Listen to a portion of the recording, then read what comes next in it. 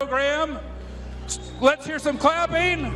Let's get excited about Tony coming to the room. Everybody dresses down so they look, especially men, they look like overgrown 10-year-olds. There's something extremely demeaning about that. Straight up.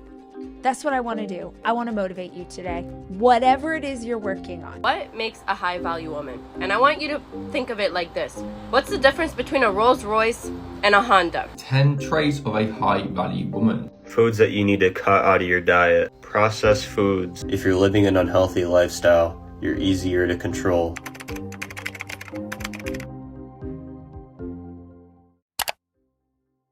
Hi guys, it's Isabella here and welcome back to the channel. So today's video is a topic that I've been very excited to dive into, and something that has honestly been pretty close to me personally and near and dear to my heart, but I wanted to talk about a very problematic thing that I think people aren't as aware of, and I just wanted to discuss it. So as you guys know, or if you are new to my channel, I am a content creator that talks about unethical things and scams, and today's topic, we are actually going to be talking about how personal development is getting toxic and the dangers with it. So again, I know some of you are going to be like, wait, hold up. What about this podcast that I listen to? Like, this could be really helpful, or this, or like, okay, what about this motivational speaker? Or like, okay, but personal development is not inherently wrong. And I completely agree. But I wanted to take a time to talk about some of the issues with the self-development industry, the history, some of the problems that I see in it. And we look into the entire self-development industry and so many things that exist with it. We kind of come to realize that it actually is making our life harder and literally causing more harm to us than good. So before we hop into today's video, don't forget to hit that thumbs up button, subscribe to the channel, and hit the bell button down below. And now let's begin. I know I'm making a very bold statement that a lot of self-development or the industry is getting very, very toxic, but at the end of the day, I think this video is going to end up being a self-development video. But anyways, so let's talk about personal development and what is that even? It's honestly a very trending perspective and has been trending. I think especially when the pandemic kicked off, there was this huge increase of people wanting to take the time to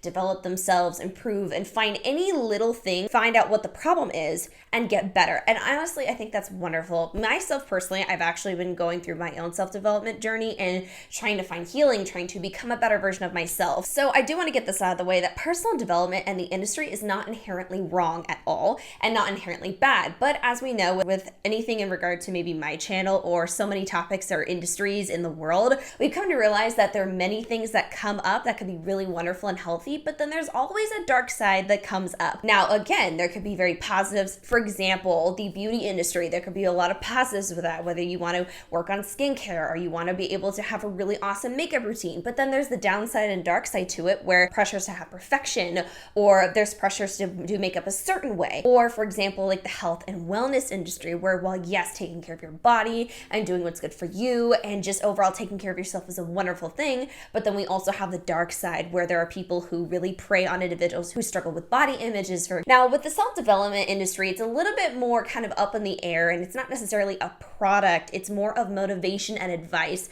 But that's where it can get very, very dangerous in my opinion, because sometimes when we take certain advice, we unknowingly are training ourselves to think a certain way or behave a certain way, and some of these things are actually causing more harm than good. First of all, let's talk about some of the bigger representations for self-development and kind of some of the major people that I want to discuss in this video, just kind of a brief highlight. So some of the examples of people that you may know that have been involved with self-development are people like Tony Robbins, Rachel Hollis, and just many other people that maybe get on stages during different conferences, try and host their own tours, and just go on to preach all of this type of knowledge of getting better, getting fit, having a better life, knowing how to have self-control, or whatever the case may be. They do so much preaching with it. Now, why am I talking about this? Is because I want to kind of first break down some of the idols that people look at and why they are honestly very problematic. Now, again, this is not to say that most people are, but I'm trying to pull some examples of people who are very, very well known for their entire life to be relatable, self-development, and improving your life as a whole, when some of these people are not someone that you should trust. So I believe that Rachel Hollis and Tony Robbins are two beautiful examples of people who are huge flaws in the self-development industry. Now, one thing I would like to state is neither of these individuals have any sort of education or profession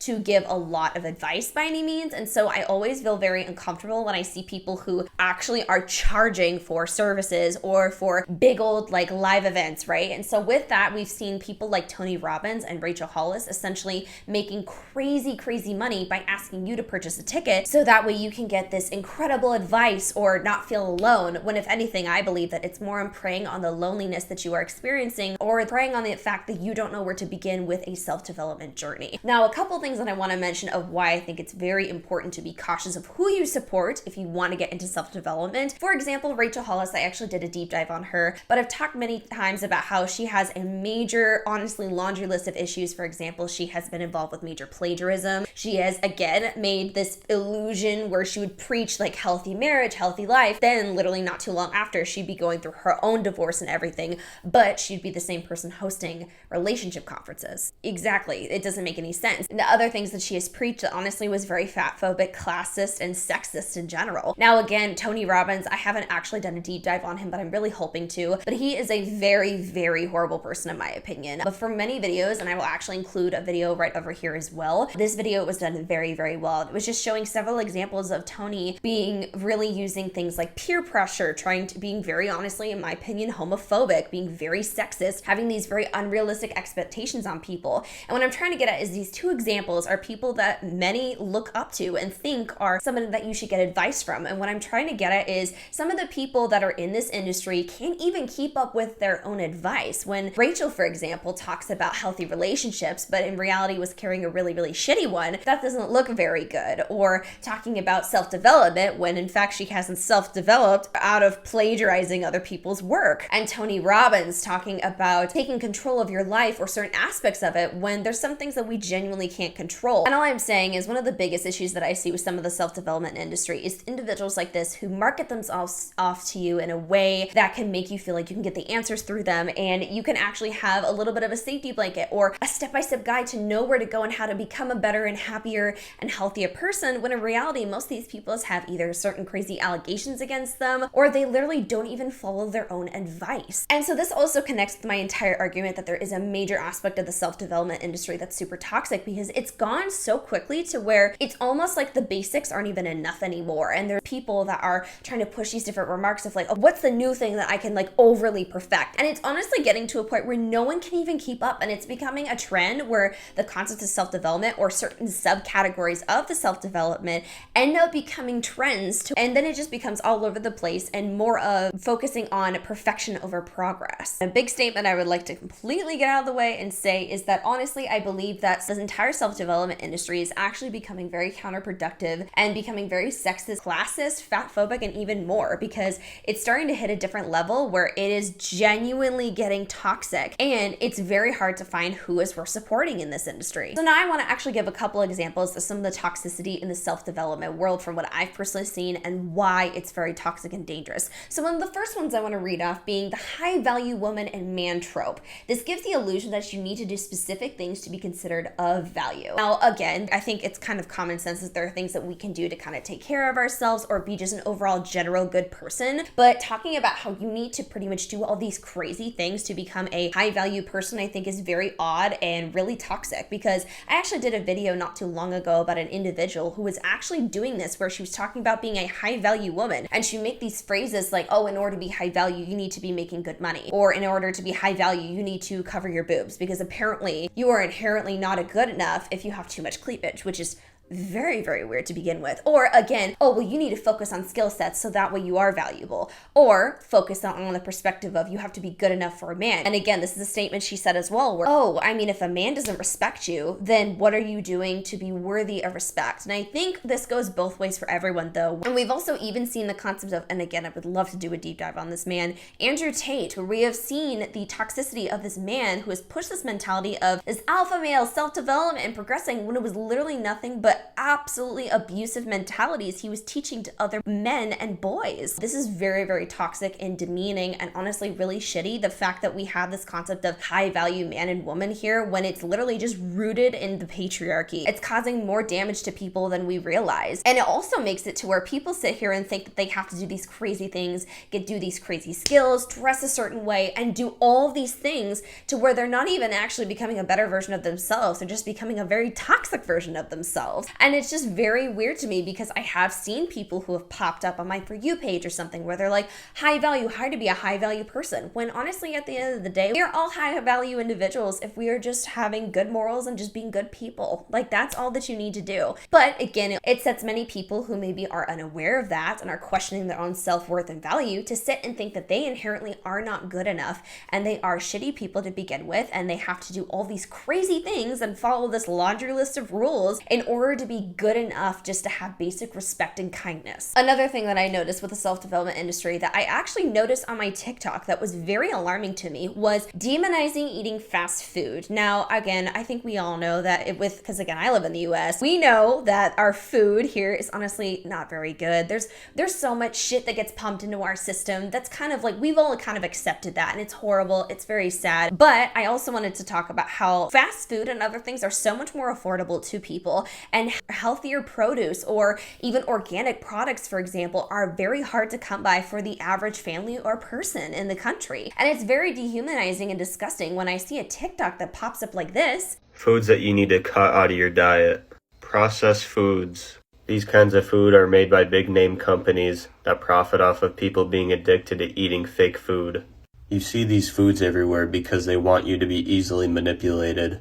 If you're living an unhealthy lifestyle, you're easier to control. That's talking about, well, you need to stop eating fast food. You need to stop doing that. Almost giving the illusion and vibe as if they're targeting and saying, if you eat fast food all the time, you are lazy. When in fact, most people who have more processed foods or are purchasing fast foods are people who literally either are so busy because they're working to, again, keep a roof over their head, or they literally just simply cannot afford it. And again, I'm going to tell you right now, as somebody who went from being so broke to where I literally didn't know what I could afford at the grocery store to now I am so privileged and blessed to be able to purchase organic food now, it was a world of difference. It wasn't as if I was screwing off. It was everything I could because I wanted to survive and keep food in my system. And again, that's a part of the self-development industry that is really messed up, because instead of demonizing people who honestly don't have a lot of wiggle room and choice, we should be uplifting people, giving tips and giving more help and guidance and love and support on people who are trying to find healthier avenues that are so affordable for them. It's, again, to me, very classist and privileged for someone to be like, you need to stop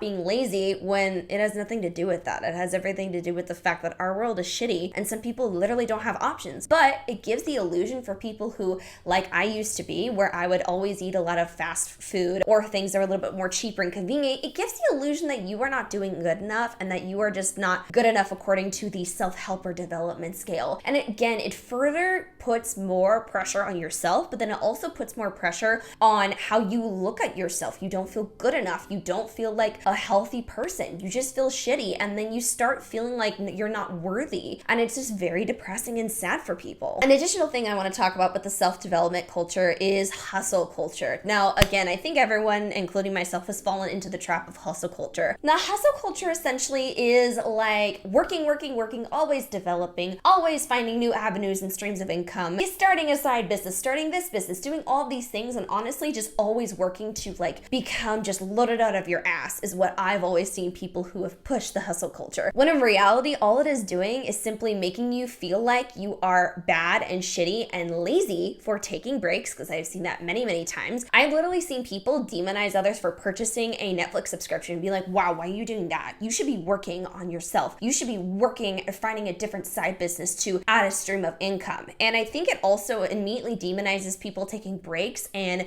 maybe sleeping in or taking time for themselves, because again, hustle culture has really honestly fed into overworking, and it's very sad. But again, it connects into that self-development where it's like, if you're not constantly working on your job, your money, and yourself, you're not good enough. And I'm here to also let you know that you shouldn't have to be doing all these things and filling up your time so that way you feel good enough. Again, you have every right to sleep. You have every right to a break. You have every right to take moments for yourself to enjoy the things in life. Because again, it's okay. Now again, if you have access to that, I know some people don't have the privilege of taking breaks or things like that, but I'm trying to just bring awareness to how this has been honestly a major issue in our world in general, where it's making every inch of our lives as if we are not good enough, and it's not okay, it is not appropriate, and it does more harm to people and their mental health than actually good. Now, another thing I want to mention that is an example of this is being the ultimate woman or being the ultimate man. Now, this is something I want to to tread this conversation very properly because there are positives and negatives to it, but I have noticed that some people have put more value on, I have noticed specifically on women, but on men and women, where they have to have X, Y, and Z in order to be considered someone of value or developing themselves. And I saw, again, conversations about, well, you always need to be upkeeping your hair. You need to have a day where you always do self-care. You always do this, you always do that. And again, I think we kind of forget that there are many people in the world today who maybe don't have time for self-care and who are way too exhausted after their very long workday to where they can't take the time to soak in a bubble bath and fuck off. Like, they can't do that. Or they can't afford to get their nails done. They can't afford a pedicure. They can't afford to get their hair done. They can't afford a skincare routine. I'm just trying to tell you that that is okay. And you do not need to have lash extensions, nails done, perfectly done hair and everything to just be this absolutely incredible put together woman. You do not need that. You also don't need to have the best clothes or anything like that, or the most on-trend things. But again, that's a trope that I've seen people run around of being an ultimate guy or girl, when again, like, you don't need that to be valuable and somebody that's worth it. You don't have to buy all of this shit to have yourself put together, and it's okay. So those are just kind of a few examples of how I think that this can be so toxic and demeaning to some people. And I want to also highlight, though, what are some healthy ways of self-development? So me personally, I am talking about things like healthy self-development and self-love and things like that on a podcast that I have called The Angel Talk. But I want to talk about some healthier versions of self-development because there are healthier versions of this. So for example, knowing that it is not about perfection of yourself, but progress. One of the big things that I've seen with self-development is thinking that you need to completely heal from everything, or you need to not be bothered by everything that's happened in your past, or you need to have all of these things perfected. And actually, I fell into that trap where I actually started not feeling good enough because I was like, man, like I'm still upset about this past situation. It still hurts me. And I came to realize that progress is more important than perfection. And I think if we focus on progressing and healing instead of just trying to get every little detail of ourselves perfect, then we're going to end up happier. Because if we're going to be realistic here, even Tony Robbins, Rachel Hollis, and all these other self-help or development gurus, they have their shitty days. They don't even have everything together, and most of them aren't even able to follow their own advice. So why should you feel the need to be perfect when even they aren't? Please remember, and this is literally a statement that I'm living by, progress over perfection. You want to progress and focus on little things that you want to heal or get better and develop within yourself. You don't need to perfect it. That's an unrealistic standard that has been put on you by society. Additionally, I also want to say this too, because I've noticed this is a trend, or like the clean girl aesthetic, where there's people that have all these supplements. They're having like smoothies in the morning. They're buying the newest books. They're journaling, or they have a perfect morning routine. Again, I'm just here to kind of tell you that it is also okay for you to not have a morning routine. You don't need a morning routine to be successful all the time. You don't need a morning routine in order to be good enough or be developing yourself. I'm going to tell you right now, I feel like I'm a pretty fucking successful person and I've done very good with my life. I don't have a set routine in the morning. I don't, because it doesn't work for me. I've realized there's certain things that I do. Maybe there's some mornings that I want to map it out because that's what I want to do, but everything's all over the place, and that is okay. Also, there have been many trends about like getting your life together, which is not bad, but some people feel this unnecessary pressure to, buy all the vitamins, buy all the supplements, drink the green smoothie. And again, if that's not for you or you can't afford it, that is okay. You do not need that stuff to develop or become this incredible person. You don't need to go on a run every damn day. You don't need to do that at all. I promise you, I know